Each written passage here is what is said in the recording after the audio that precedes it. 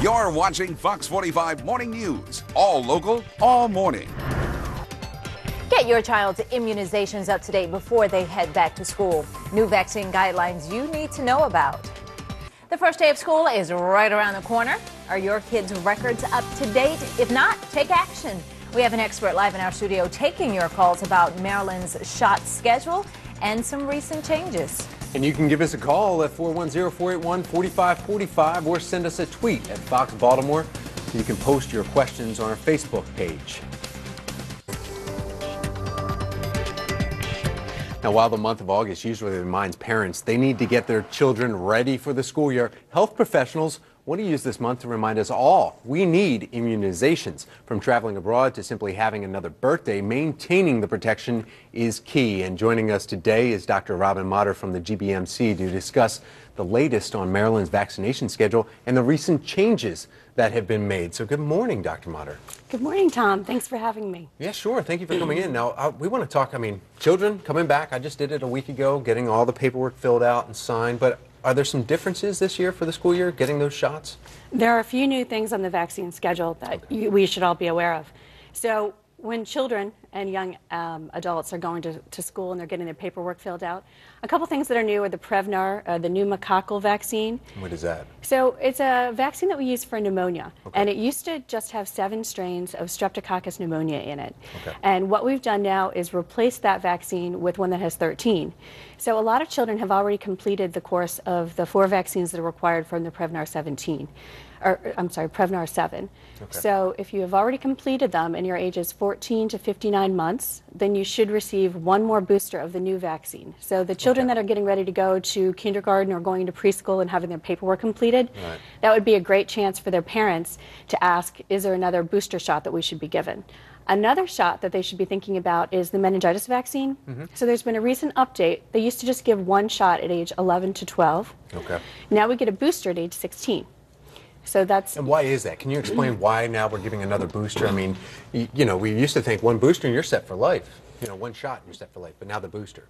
So when the vaccines come out, they check antibody levels in the blood, and they see significant rises. After a certain amount of time that the vaccine is out, they re-examine and see what the antibody levels are, and then they determine if there needs to be a booster given or not. And with meningitis, they found the antibody levels have fallen to a certain level that it would benefit the patient to receive another booster. Okay. And now this isn't, you had actually mentioned it too in one of your answers, you were saying young adults as well. You think a lot of us think maybe just infants, and small children, but it goes for everybody. So can you tell me a little bit about even myself, where adults, I know 60-year-olds, you're supposed to go in as well.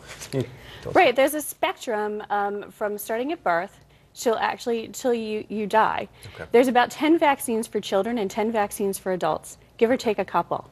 So even young adults who are entering college, they want to look at the meningitis vaccine. That's another thing. If they have not received it, they should receive it. Okay. They should also look at their tetanus and diphtheria and acellular pertussis vaccine to see if that has been updated. Okay. That also carries over into someone who's, let's say, 50. So you come into your doctor and you want to have a physical or you want to review your immunization status. Okay. You would check to see if your tetanus has been updated. So pertussis is at a 40-year high in the United States. So we have reintroduced pertussis in the vaccine that we used to just give tetanus and diphtheria for, but now we do tetanus, diphtheria, and acellular pertussis. Another one is pneumonia. Pneumonia is the other one, right? And then we have influenza, and we'll discuss those here just after the break. But after this break, Dr. Robin Motter with the GBMC, will be back to take your calls about immunizations, who needs them, and when. If you have a question, our phone lines are open now at 410-481-4545. You can send us a tweet at Fox Baltimore or go through our Facebook page. 7:52 is the time. You're watching Fox 45 Morning News, all local, all morning.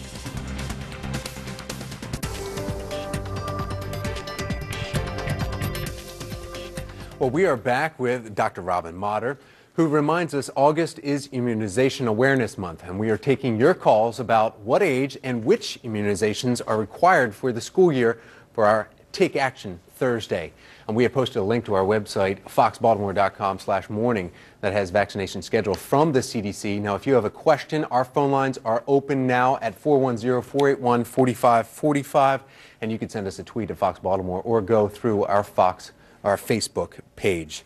All right, now our first caller is Stacy from Rosedale, who has a question about immunizations. Good morning, Stacy. Hello. Yes, do you have a question for the doctor?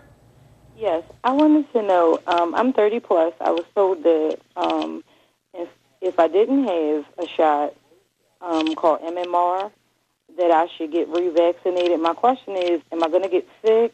Like, what's the risk with me getting that over again? Getting sick and risks involved with the MMR again. So MMR it stands for mumps, measles, and rubella. And it is definitely something that you want to get vaccinated for if you have not. One way you can know if you need to be vaccinated is to have titer levels drawn in your blood. So you can have some blood work done and see if the titers are low. If they're low, then you need to receive at least one booster, and then you can check to see if you need to receive a second.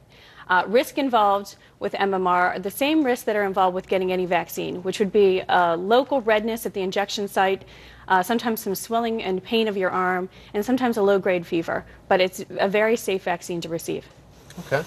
Thank you very much. And that brings us to some of our Facebook questions. Kevin asked how much formaldehyde is in these shots. I can't answer that question specifically, but I can tell you if you are concerned with the amount of preservative or formaldehyde that is in a vaccine, you can ask to have a preservative-free vaccine ordered from your physician's office. So if you call them ahead of time and just let them know that you would like to have that type of vaccine, they can order it for you and then let you know when it's in, and then you can still receive the vaccine and receive the benefit from having a vaccine. Good question, Kevin. Now, Jill, how safe is the HPV vaccine? Physicians now recommend boys receive it too. How extensive was testing? I don't want my kids to be anybody's guinea pigs. Well, that's a great question and a great concern for a lot of parents. Human papilloma vaccine has been out for over 10 years now, and it was initially used to treat girls. We have also found that boys should receive the vaccine. So starting at age 11 up to age 21, boys should receive the same 3 series of the vaccine that girls have received. It is a very safe vaccine, and we have not found any significant side effects that have been associated with it. And I would let you know that it has been out for many years and it has been studied very well. All right, well, great. Thank you very much. Doctor from the Greater Baltimore Medical Center, and that's Dr. Motter joining us today. Thank you again very for those much. questions. All right, well, coming up in our 8 o'clock hour, spark plug